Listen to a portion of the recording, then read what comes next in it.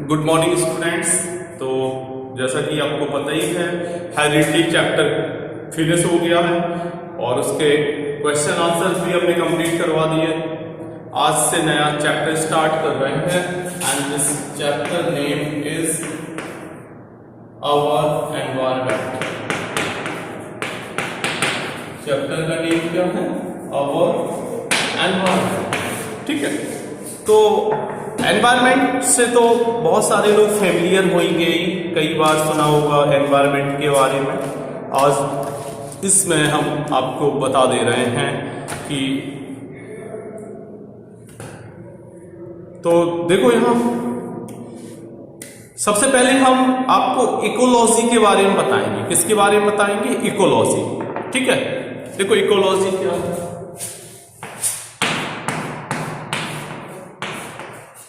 ये क्या लिखा आपने? इकोलॉजी। ठीक है, इकोलॉजी टर्म ग्रीक लैंग्वेज के दो से बना है। कौन कौन से वर्ड? एक तो है आइकोस, OIKOS, आइकोस। ग्रीक में आइकोस का मतलब होता है house, HOUSE, house. And logos, LOGOS, logos means to study. तो अब स्टडी किसकी करेंगे हम? हाउस। हाउस माने जहां वो रहेंगे, चाहे वो टेरेस्ट्रियल हो, एरियल हो और एक्वेटिक हो। अब ये जो हाउस है ये किससे रिलेटेड है? हैबिटेट से। कैसे? हैबिटेट, जहां वो पाए जाएंगे, वो जहां वो रहेंगे वो उनका क्या हो जाएगा? हैबिटेट। तो इकोलॉजी का मतलब होता है, ecology is the study of, note करो, हम बोल रहे हैं, नोट करिए आप। Ecology is the study of inter relationships.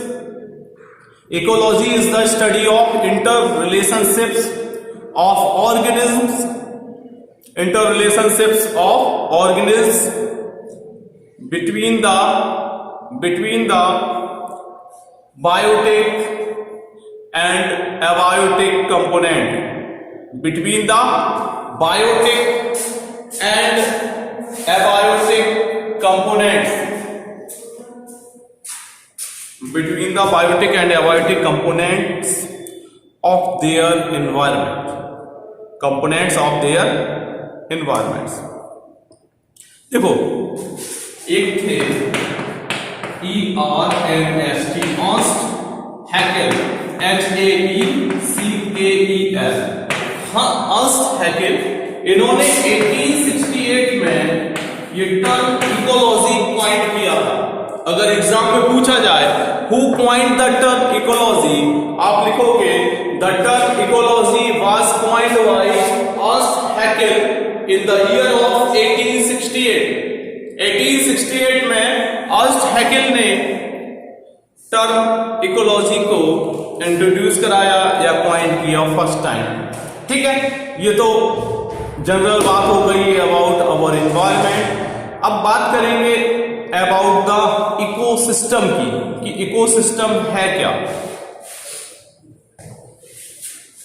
ये नोट कर लिया होगा, स्क्रीनशॉट ले लो।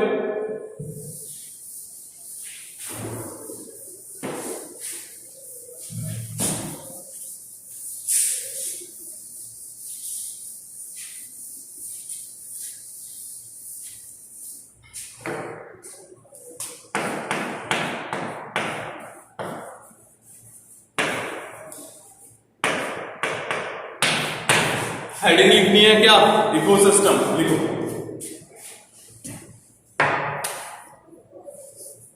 इकोसिस्टम की हम आपको डेफिनेशन लिखवा रहे हैं, वो डेफिनेशन आप नोट करो, लिखो इसमें। Ecosystem is a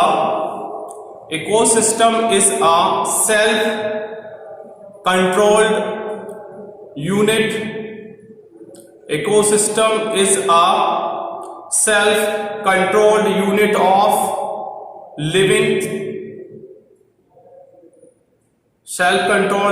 of living things। Bracket में आप लिविंग थिंग्स कौन कौन सी हो जाएंगी?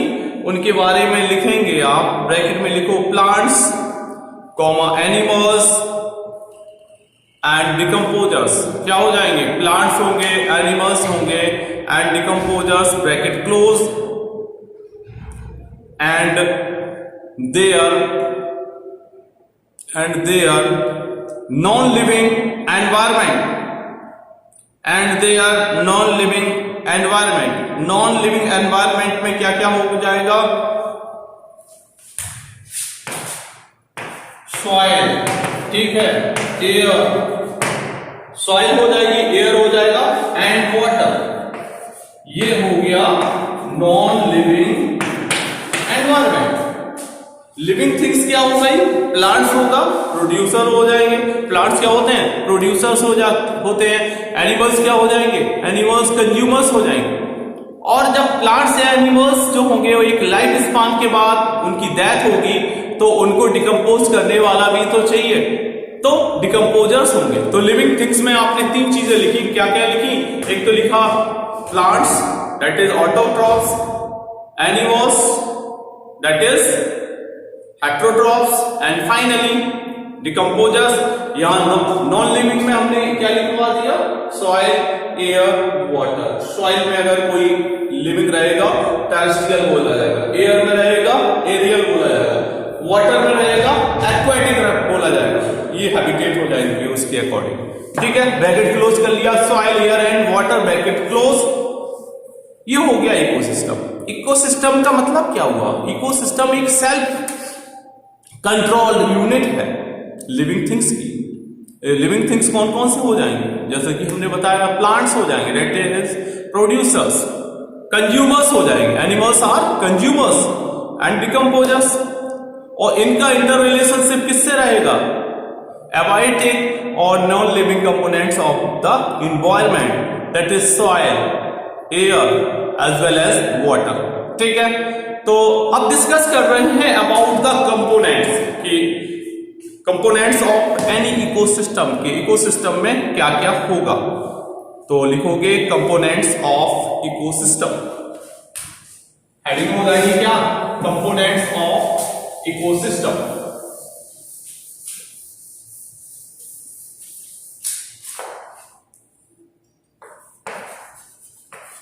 Components of ecosystem.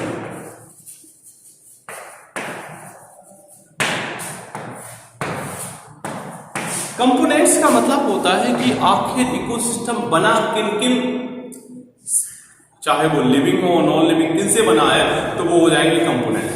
तो कंपोनेंट्स 2 टाइप के होंगे। कौन कौन से होंगे? पहला होगा बायोटिक कंपोनेंट्स, दूसरा होगा एबायोटिक कंपोनेंट्स। तो सबसे पहले हम बात करेंगे about the biotic components.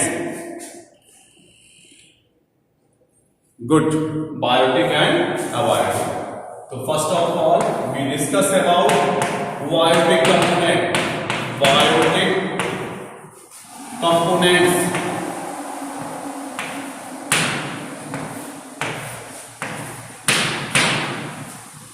Biotic components.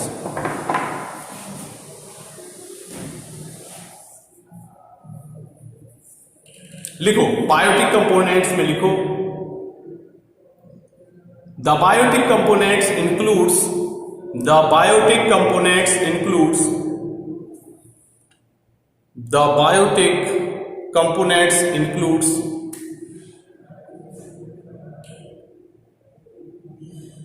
all types of living organisms, all types of living organisms with which the organism interacts, with which the organism interacts। तो क्या क्या हो जाएंगे इसमें? एनिमल्स हो जाएंगे जितने भी होंगे, ठीक है, लिख देंगे ऑल एनिमल्स, जितने भी हैं ऑल एनिमल्स हो जाएंगे, ठीक है। और इसके अलावा प्लांट्स हो जाएंगे, क्या हो जाएंगे? प्लांट्स। और प्लांट्स के साथ साथ क्या हो जाएंगे? माइक्रो ऑर्गेनिज्म, जो कि माइक्रो ऑर्गेनिज्म का होना बहुत जरूरी है। क्या लिखोगे? And microorganisms, microorganisms, ठीक है। तो इसमें इंक्लूड क्या क्या हो गए? All animals, plant as well as microorganisms. Paragraph change करके लिखो।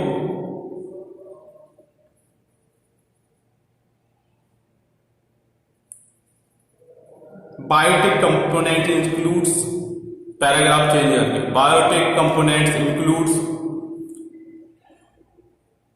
following three types of organisms, following three types of organisms। कौन कौन से थ्री टाइप्स हो जाएंगे? Producers, consumers and decomposers.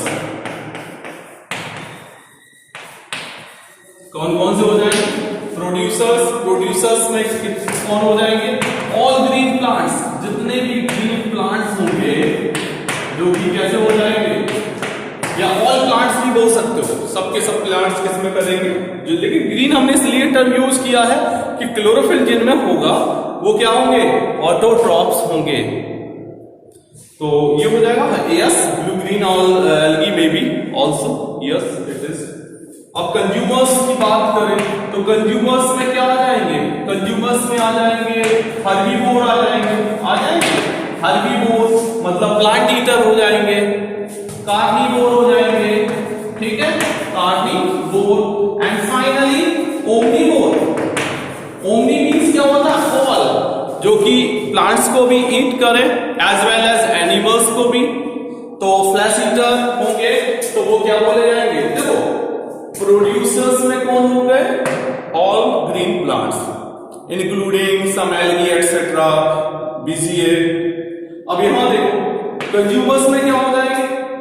Consumers में हो जाएंगे हर्बीवोर हो जाएंगे, कार्निवोर हो जाएंगे, ओमनीवोर हो जाएंगे। ओमनीवोर में क्या है? हम लोग भी आते हैं ओमनीवोर में, ठीक।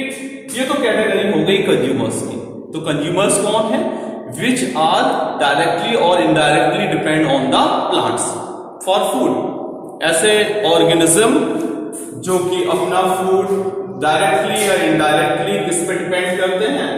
प्लांट्स के ऊपर, प्रोड्यूसर्स के ऊपर डिपेंड होते हैं, वो कंज्यूमर्स कहलाते हैं। तो आगे आप प्राइमरी, सेकेंडरी और टर्सरी कंज्यूमर्स भी पढ़ोगे। अब हम बात करेंगे अबाउट द एबायोटिक कंपोनेंट। इसको नोट करना हूं। देखो एग्जाम्पल हर्बीवोर का क्या हो जाएगा? रैट से लेकर रैट हो जाएगा, रैबिट हो जाएगा, काऊ, बफेलो, ये सब के सब क्या है?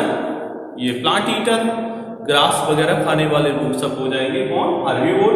कार्निवोर में कौन होगा? लायन से लेके और जो भी हैं वो सब क्या हो जाएंगे? वो हो जाएंगे इसमें कार्निवोर में।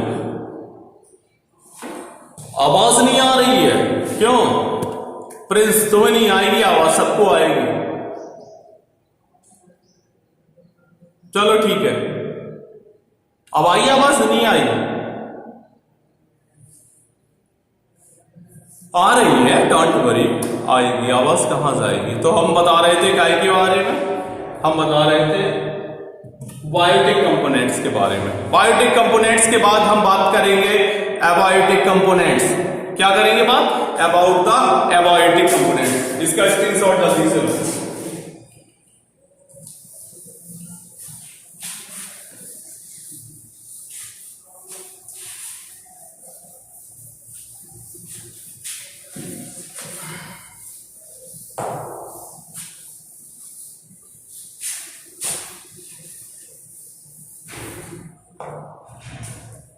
और दूसरा जो होगा उसको क्या कहेंगे? Abiotic component.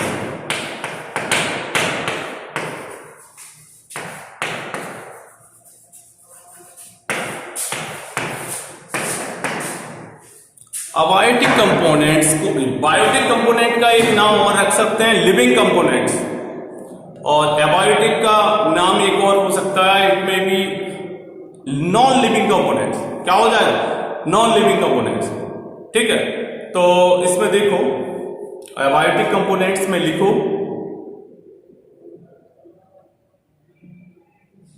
आपस की बातें इस पे नहीं करो, समझ रहे हैं? लिखो इसमें एबायोटिक कंपोनेंट्स की। The abiotic components are the physical factors. The abiotic components are the physical factors such as climatic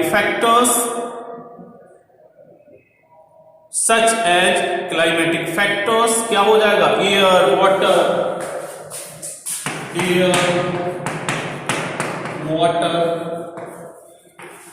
ठीक है, टेम्परेचर,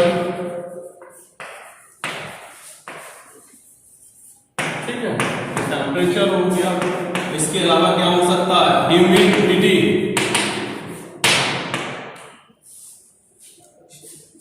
लिख लिया? क्या लिखा? Water, temperature, air, water, temperature, humidity, light, wind, precipitation etcetera. क्या हो जाएगा? Light, wind, precipitation etcetera. ठीक है, ये हो गए एबायोटिक और non living components of the ecosystem.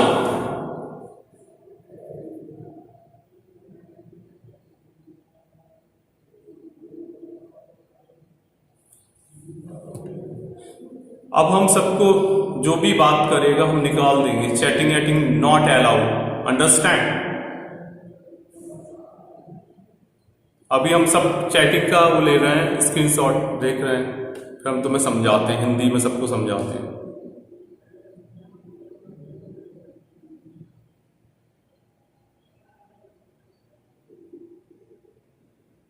देखते हैं हम सबको। बहुत दिमाग खराब हो गए ना तुम लोगों के, अच्छे से पढ़ाई नहीं जा रहा है। चलो टाइप्स ऑफ इकोसिस्टम देखो, ये कितने टाइप की, इसका ले लो स्क्रीनशॉट।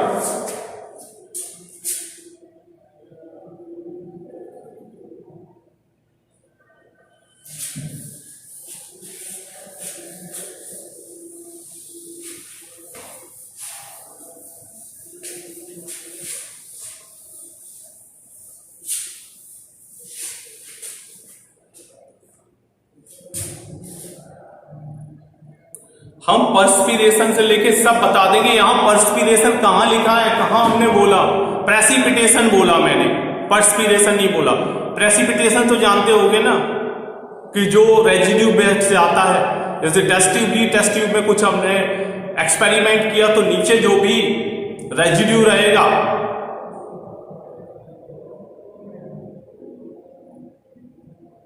एयर में रहते हैं उन्हें एरियल कहते हैं, वाटर में एक्वेटिक, टेरेस्ट्रियल लैंड पे या सॉइल पे होते हैं। ठीक है,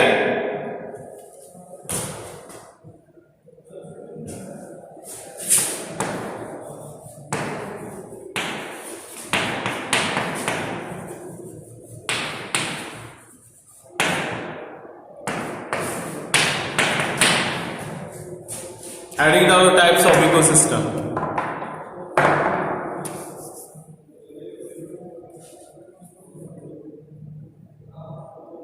तो इकोसिस्टम कई टाइप के हो सकते हैं, हम किस तरीके से उन्हें डिस्क्राइब कर रहे हैं। जैसे कि नेचुरल हो सकता है, आर्टिफिशियल हो सकता है। पहला टाइप समझो, टाइप्स ऑफ द इकोसिस्टम में लिखो। इन द बायोस्फीयर, हेडिंग क्या डाली? Types of ecosystem. लिखो इन द बायोस्फीयर इकोसिस्टम में be classified. In the biosphere, the ecosystem may be classified. The ecosystem may be classified on the basis of their nature, on the basis of their nature,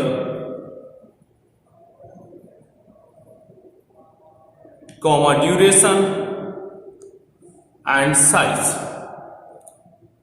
कितने तरीके से आप classified कर सकते हैं? 3 तरीके हैं। एक तो नेचर, दूसरा है ड्यूरेशन और तीसरा साइज है।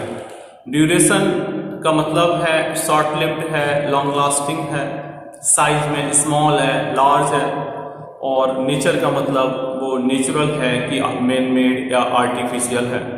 तो सबसे पहले आपने लिखा इन द बायोस्फीयर इकोसिस्टम में be classified on the basis of, चलो फिर से हम डेफिनेशन रिपीट कर रहे हैं, सुनो। इन द बायोस्फीयर इकोसिस्टम में be classified on the basis of their nature, duration and size. तो इस बेसिस पे करेंगे हम, नेचर के बेसिस पे, ड्यूरेशन के बेसिस पर और साइज के बेसिस पे करेंगे। पैराग्राफ चेंज करो। On the basis of nature, on the basis of nature, on the basis of nature, ecosystem may be classified as under, on the basis of nature ecosystem may be classified as under। तो कौन कौन से तरीके हो जाएंगे, कौन कौन से होंगे इकोसिस्टम? एक तो हो जाएगा पहला नेचुरल इकोसिस्टम, नेचुरल इकोसिस्टम, और दूसरा हो जाएगा आर्टिफिशियल इकोसिस्टम।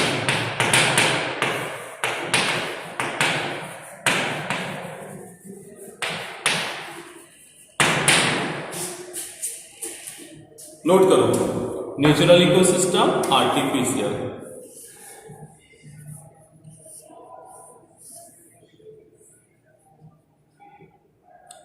देखो, नेचुरल का मतलब है अगर कोई इकोसिस्टम नेचर के थ्रू ऑपरेटेड है, कंट्रोल्ड है, तो उसको कहेंगे नेचुरल। जैसे फॉरेस्ट देखा होगा, लेक एक्सेट्रा, बहुत ओशियन है, तो वो क्या है? नेचुरल है।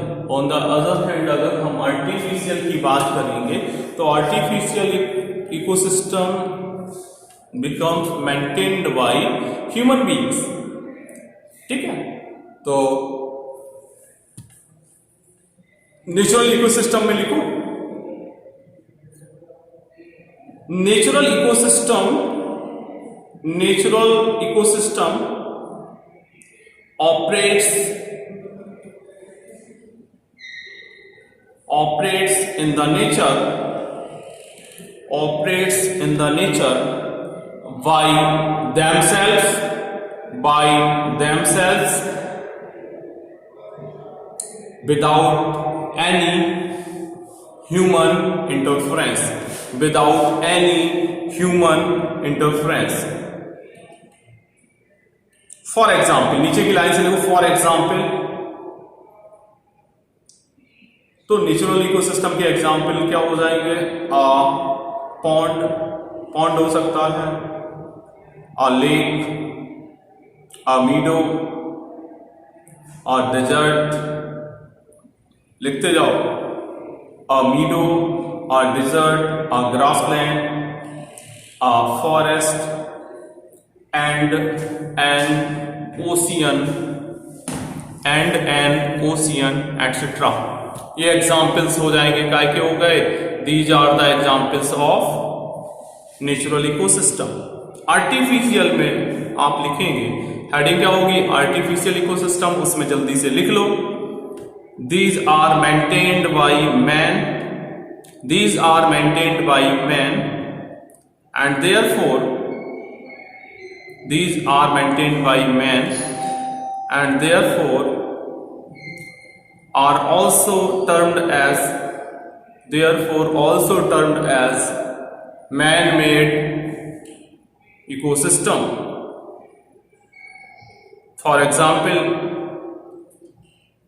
croplands, garden, aquarium, etc। Thank you so much।